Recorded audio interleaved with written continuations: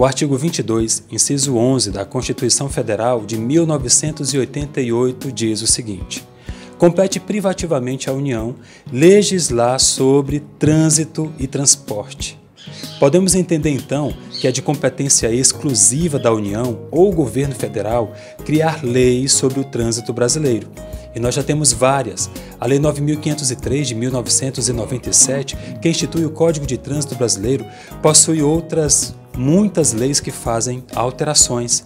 Mas é interessante que o parágrafo único do artigo 22 da Constituição Federal diz que uma lei complementar poderia autorizar os estados a legislar sobre o trânsito ou qualquer outra questão do artigo constitucional.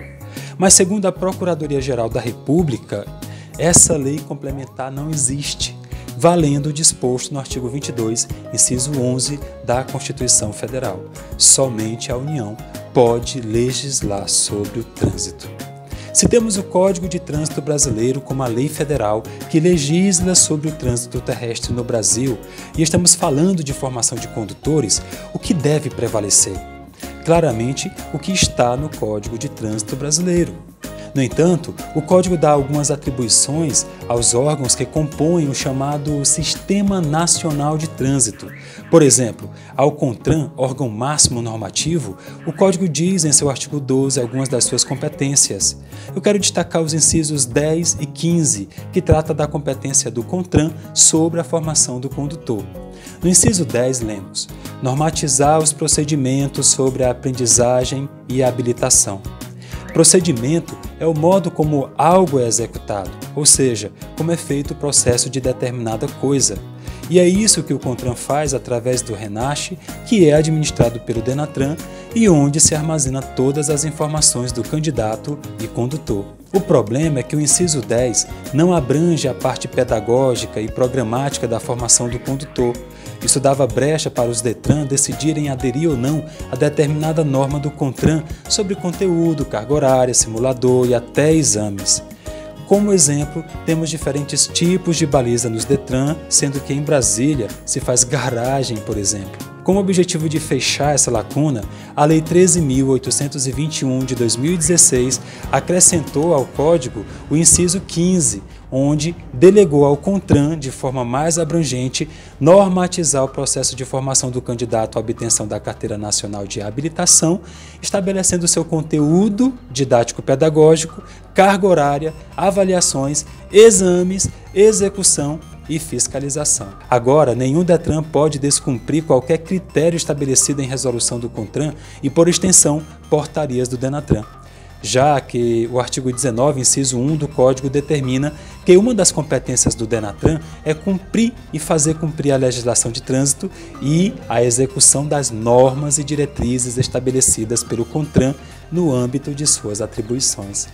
O inciso 6 do artigo 19 do Código diz ainda que o DENATRAN pode estabelecer procedimentos sobre a aprendizagem e habilitação de condutores de veículos. Isso é feito através das portarias do DENATRAN. Esclarecer isso é muito importante para qualificarmos o processo de habilitação nos estados e Distrito Federal.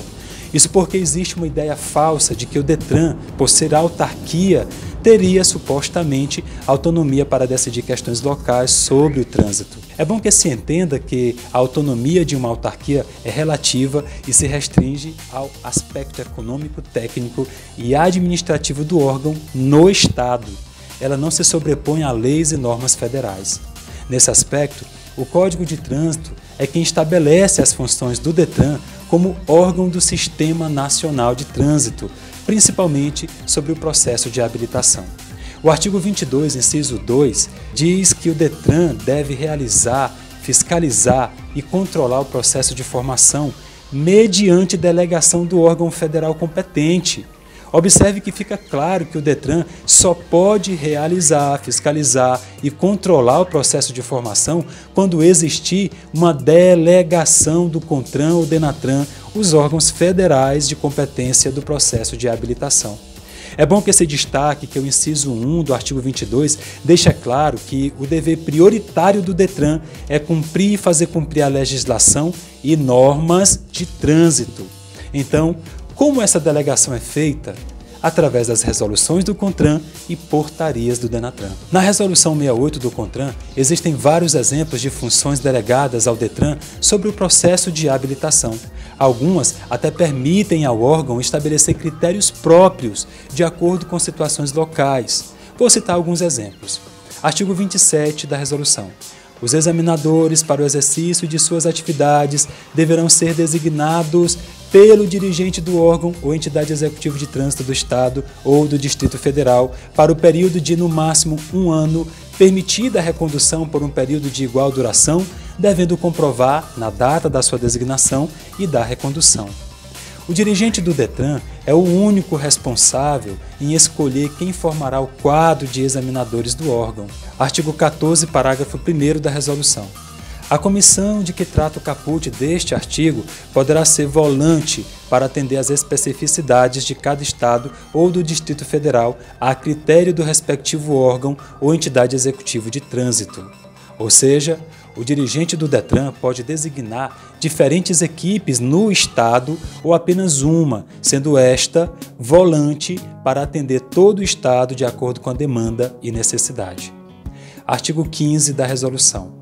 Para veículo de 4 ou mais rodas, o exame de direção veicular deverá ser realizado, inciso 1, em locais e horários estabelecidos pelo órgão ou entidade executiva de trânsito do Estado ou Distrito Federal, em acordo com a autoridade responsável pela via.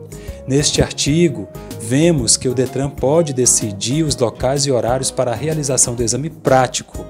Notem, porém, que não se fala nada sobre o treinamento dos candidatos. Sendo assim, a autoescola pode seguir o que determina o anexo 2 da Resolução 68, sobre a prática na via pública, urbana e rural em veículos de 4 ou mais rodas.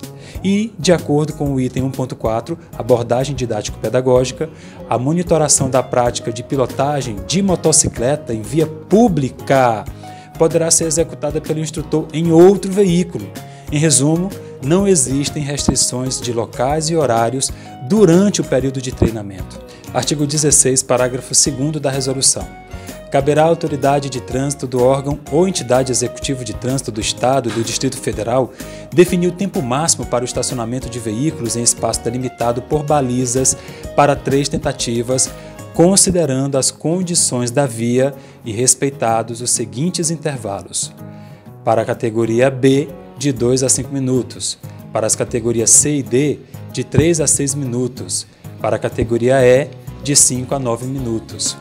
É importante ressaltar que o dirigente do DETRAN pode definir o tempo máximo para o estacionamento de veículos, considerando as condições da via e respeitando os intervalos mínimo e máximo designados pela resolução. Com isso, concluímos a primeira parte deste vídeo, onde colocamos os pingos nos is sobre o que o DETRAN pode ou não fazer de forma autônoma. No próximo vídeo vamos considerar quais são os deveres inegociáveis do DETRAN, ou seja, aqueles deveres que o DETRAN deve cumprir sem questionar, onde qualquer alteração ou descumprimento decai no crime de improbidade administrativa.